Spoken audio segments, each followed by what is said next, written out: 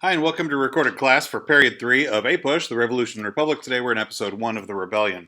We have two objectives today. By the end of class today, you should be able to do these two things. You should be able to describe the roots and significance of the Stamp Act controversy, be able to identify key events that sharpened the division between Britain and the colonists in the late 1760s and 1770s. Let's begin in Roman numeral number 1.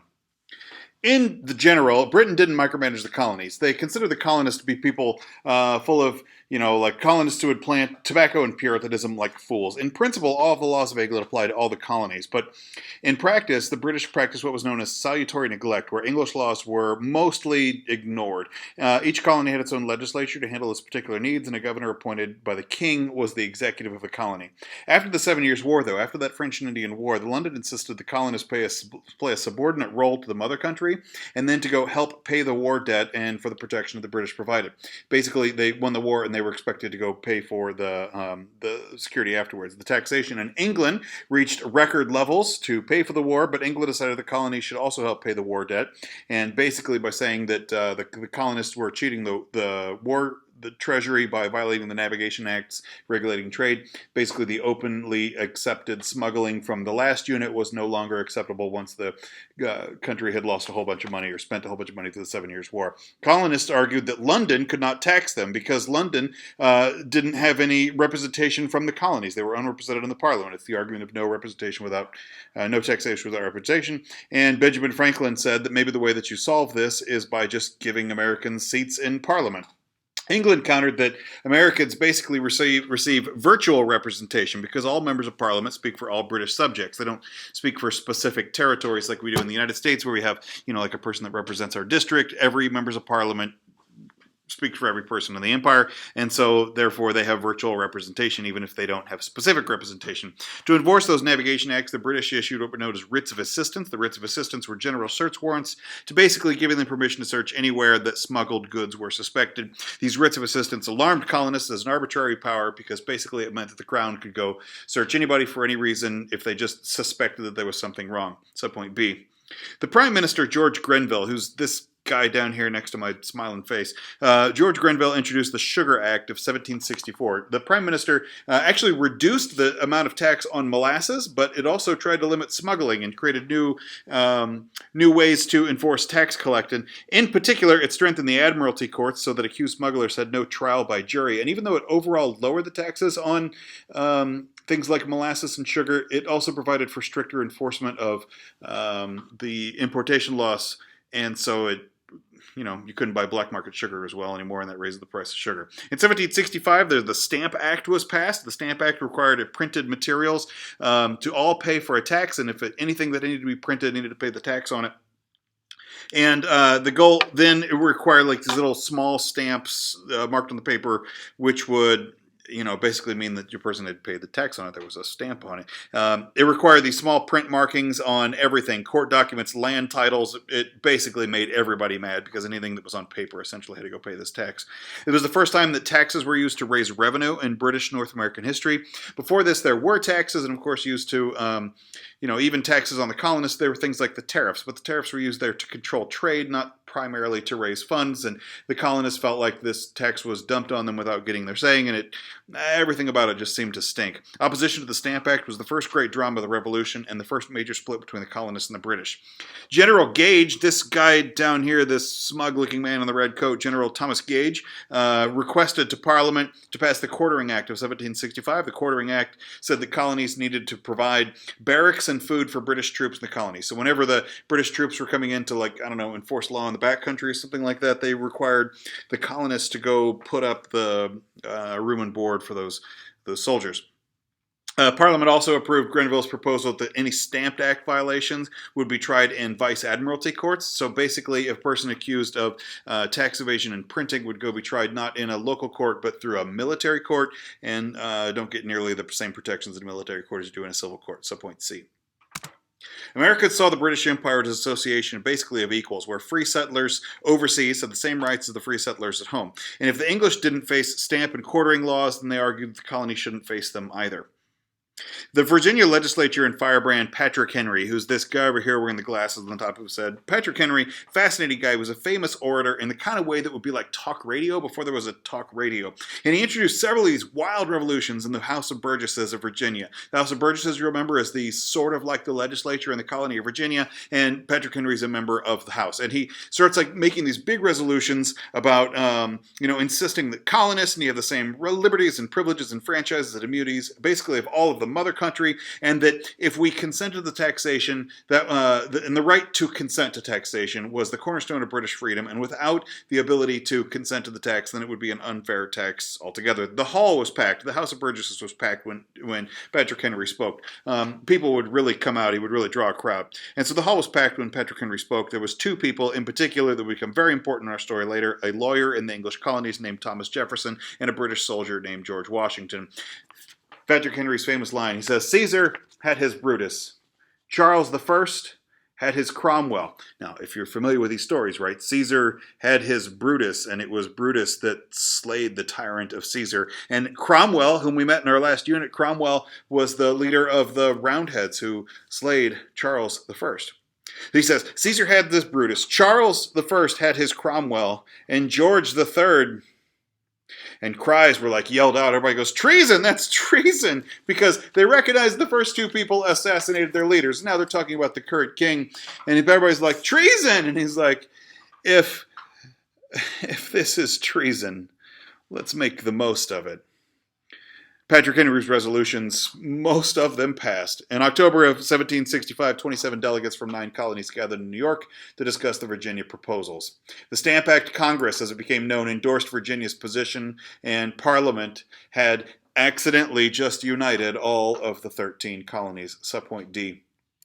The word that really came to all of it was the word liberty. It's the central word of the revolution. It's the most important word in the title of our textbook. It's the question of freedom. And the word freedom, the word liberty, was the most important to any of the critics of the Stamp Act. People would go and hold these like mocking stage funerals. They would carry coffins that said liberty on the side of them. They're like, liberty is dead. And they would go hold funerals. In Boston, protesters would hang an effigy of a stamp distributor. Basically, they would take a person that's in charge of collecting the taxes, make a scarecrow stuffed man of them, and then hung it from a tree, a large elm tree in the middle of the town, in order to encourage the stamp collector to go resign their post. That tree became known as the Liberty Tree, and images of the tree appeared on pamphlets across the country from American patriots. They would hold open-air meetings under the Liberty Tree, and the area around the tree became known as the Liberty Hall. Now, so this becomes like the symbol of freedom in the colonies, and in particular in Boston. New England is the rabble-rousing group. The loudest, angriest voices are coming out of New England, and Boston is at the heart of it. Shopkeepers, artisans, laborers, sailors, they were all took their job into intimidating royal officials throughout the colonies. And occasionally angry mobs led by men who called themselves the Sons of Liberty. They demanded the resignation of tax collectors. They destroyed the property supporters of imperial authority. And there was rioters. Rioters had a lot of reasons to protest. It didn't even take much to get much of a riot going. Resenting the military officers or religious passions against the arrogance of corruption of royal bureaucrats, or just simply the old-fashioned, it looks like a good day to throw a riot, the sheer excitement of it. In Boston and the other colonies, people formed what was known as the Committee of Correspondence. The Committee of Correspondence was a letter-writing tree. It was a way of, forwarding memes of the day, right? Like they write up all these letters, and they can go make copies of it and distribute it out these committees of correspondence to exchange ideas about the resistance and spread the word. Popular resistance throughout the colonies ultimately nullified the Stamp Act. Basically, the rebellion was so big that the British gave up trying to enforce it, and a stunned Parliament formally repealed it. This success confirmed in the idea of the Patriots that a political authority could be challenged by the people, and it could rise up through the people. Still, Parliament nevertheless issued what was known as the Declaratory Act, and they said, we have repealed this particular tax about the stamp tax because people are upset about it. However, Parliament retains the right to pass future colonial laws, even ones that you don't like about it. Subpoint E. In the 1760s, two groups in the Carolinas were known as the Regulators. There was some in the North Carolina and some in South Carolina. Let's talk about the South Carolina Regulators first. They were consisted of wealthy backcountry residents, basically people from the hills and the outskirts of the colonies, but they are people of some means. And they protested against their underrepresentation in the colonial assembly and the lack of any local governments. Movement to the western frontier created all kinds of new disputes over Indian policy and political representation and debts, and all of these were the concerns of the regulators. In 1763, vigilantes, these regulators were basically take the law in your own hand kind of vigilantes. They demanded greater political rights, local courts, fairer taxes. They won all kinds of new concessions, things like new courts and lower document fees. However, they never really won any major power. In North Carolina, it's a little bit of a different story, but kind of the same. In 1766, a more radical regulator movement arose in the backcountry of North Carolina. This was caused by plummeting tobacco prices and farmers who were dealing with massive pieces of debt. Basically, they were forced into court, and the regulators were the movement that rose out of it. As the farmers tried to save their farms, so the debtors joined up with the regulators to intimidate judges and close courts and to free their comrades from jail, and they demanded lower fees and taxes as well as greater representation in the assembly. The royal governor in North Carolina mobilized the militia to go put down the rebellion, and they ultimately resulted in the defeat of the regulators and the execution of their leaders. The North Carolina militia defeated the North Carolina regulators in what's known as the Battle of Almanzance, I don't know how to say that, and which ended their protests. Some of the colonial elites began fearing protesting British measures. If there was something about the British did that upset you, any kind of protest, that could get you locked up in jail or ultimately even executed. But it meant that British policies then would play a crucial role in the future of the maturing colonies. Roman numeral number 2. At first, American protests focused on particular economic and political matters. The Patriot lawyers and publicists also provided the resistance movement with intellectual rationale. It wasn't just about being mad, they also added some philosophy behind it. Things like English common law and the Enlightenment philosophy and an ideological agenda based on the idea of the Republic and the Whig strands of English political tradition. Basically, they were able to take all of this just anger and turn it into a coherent political movement and add some weight and import behind it. I want to talk for a second about Charles Townshend, this ghostish-looking man peering out over my shoulder. He's the Chancellor of the Exchequer, which basically means that in the court of the king, he's the one in charge of managing all the money. Basically, he's the treasurer of England. The Chancellor of the Exchequer, Charles Townshend. And he argued for restrictions on the colonial assemblies. He says, well, these colonies are out there just causing trouble for tax collectors, and that is bad for the kingdom, that's bad for the empire. So we need to have restrictions on the colonial assemblies, and we also need to come up with a new way that the Americans can go pay their share in taxes. To secure revenue for the salaries of imperial officers in the colonies, the Townshend Act in 1767 imposed all kinds of new taxes on paper, on paint, on glass, on tea. Anything imported to America had to go pay a tax onto it. And they created this Board of Customs Commissioners in Boston, and they had Vice Admiralty courts in Halifax, Boston, Philadelphia, and Charleston. So basically they have a Board of Commissioners to managing the imports, but they've also got these Vice Admiralty courts, which are not civil courts. They're basically military courts for the question of taxation. By using parliamentary imposed tax revenues to go finance administrative and judicial innovations, Townshend threatened the autonomy and the authority of the American political institutions. And this guy, while just trying to even out tax collection, ends up threatening all of the independence and autonomy of the colonies. To limit any of the constitutional debate over internal taxation, Townshend basically said all of the taxes are only questions of trade. And colonists hadn't really been opposed to taxes on trade before. Nobody likes taxes, but tariffs seem kind of fair as an imported kind of thing. So basically, he basically only drops these taxes onto trade. By 1768, the colonies, though, began just retaliating by boycotting British goods. They say, okay, well, you're going to tax our trade, then we're just going to stop buying things from even other parts of the country, either parts of the empire. So they're relying on British goods. Instead of relying on British goods, colonists relied on homespun clothing. They start, finding their own fibers and spinning it into thread and weaving into their own cloth rather than using the British thread and cloth, which was sort of the backbone of the British Empire. But the colonists began producing their own homespun on their own. American goods became seen as the symbol of the American resistance to it's the first real Buy American movement, and it's a way of trying to stick it to the British. The American trade boycott eventually began to have a pretty major impact on the British economy. There was a rising trade debt with the Americans, and finally some British merchants said, you know what we need to do? We're just escalating this thing between the colonies. It doesn't have to be that way. They petitioned to Parliament that the Townshend duties were a mistake, and maybe we should roll back the Townshend duties from Charles Townshend. Early in 1770, Prime Minister Lord North, this guy, odd-looking man here behind me, Lord North, he persuaded Parliament, so he's the Prime Minister, he's in charge of Parliament, and he asked Parliament, he convinces them to accept a compromise plan. Let's go repeal the duties on the manufactured items. So, like, all we're doing is picking a fight, and it's causing problems for everybody. Let's roll back the taxes. However, just to make sure that everybody knows that the Parliament is still in charge, Lord North said, let's keep one tax in place. You got it, the tax on tea, subpoint C. England began to think of the American colonies were getting out of control, and I think I understand what they're coming from. They basically said the colonies are getting out of control. Virginia had rabble-rousers like Patrick Henry, and other places, colonial judges and governors were just bought off by Britain, just like secretly paid by locals, and then those judges were failing the colonists.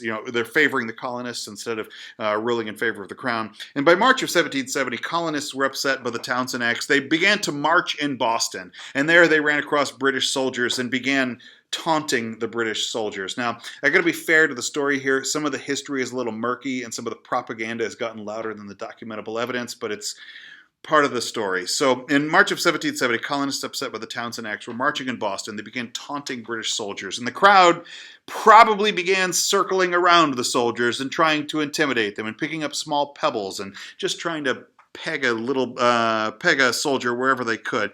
And eventually the crowd got rowdier and rowdier, and they started ringing church bells. And church bells in this era was a sign of emergency. This is before there was like fire departments, so anytime that somebody's ringing church bells in the middle of the day or the middle of the week, that means there's an alarm and everybody needs to come out and see it. So they're starting to circle around these soldiers, and then they start, getting a little louder, and then somebody started ringing the church bells, and people start coming out of their buildings, and they start coming out to see what it is. And the local sentry was called in, and the local guards were coming in, they got mixed up in the shuffle, and one soldier fired.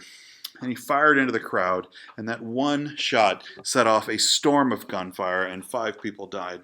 The first person killed in the attack was a sailor. His name was Crispus Attucks, and he became the first American killed in the Revolution. John Adams ended up defending these soldiers in court. Nobody would go defend them in Boston, but John Adams was a principled lawyer, and he goes and he defends them in court, and he does successfully. It basically ruins his career for a period of time. 7 of them were found not guilty. 2 were convicted of manslaughter, and John Adams ends up supporting or defending the bad guys. We remember the Boston Massacre by this drawing over here on the left, which was carved by Paul Revere. Paul Revere of the Midnight Ride. He was a silversmith, and silversmiths are engravers, and engraving is one of the steps in printing. So we have here the great silversmith patriot Paul Revere, but his artistic interpretation of the Boston Massacre. And I think we've got to say that this is not actually how it happened, that the angry soldiers all lined up and fired into the crowd. I think it was more of a riot than that and a reaction, but this is how we remember it. Subpoint D. The tax on tea, though, was a symbolic move. The tax actually didn't raise that much money, and tea isn't a necessity for life. The East India Company was in a financial crisis, and the British government decided to market the company's Chinese tea in North America. So basically you have this British company who is flagging in their business, and they look for a way to try to raise money, and there's the symbolic tax was the way to do it. The Tea Act was intended to aid the East India Company to help try to defray the costs of colonial government.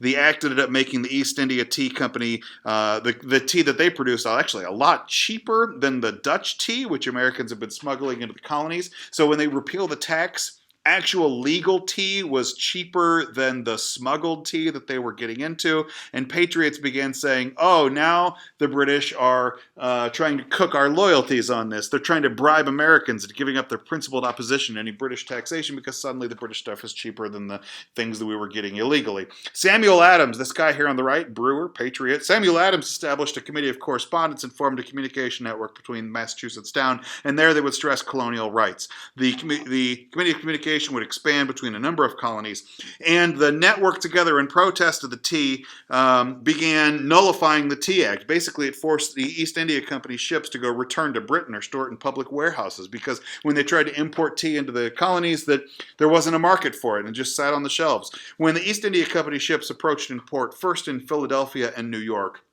here in Philadelphia and New York, there were these ships full of tea, and they were refused to be allowed to dock in the harbor. A ship just can't anchor out at sea very well. They expect to be docked. It's just maritime. It's hard to be out there. But they said, no, we actually don't want any of your British tea. And in Philadelphia and New York, they were refused to be allowed to dock in the harbor. Down in Charleston, this is a great story in Charleston, the ships were allowed to dock, and they unloaded all of the tea. But then the tea ended up just getting warehoused without being sold, and nobody ever paid the tax. And when the ships that are trying to unload and go collect their payments on there, that's like, oh well, I can't find your tea. And they said, well, you need to pay the tax on it. It's like, well, we would if we unloaded. And they say, you did unload. And they're like, well, then where is it? It's in the warehouse. I'm sorry, I can't find your tea. And just went round and around, and basically they stole a ship full of goods from the East India Company. Now, Patriots in Boston, the story here is the famous one. 3 ships docked in the harbor waiting for the tax payment. And they basically said, no,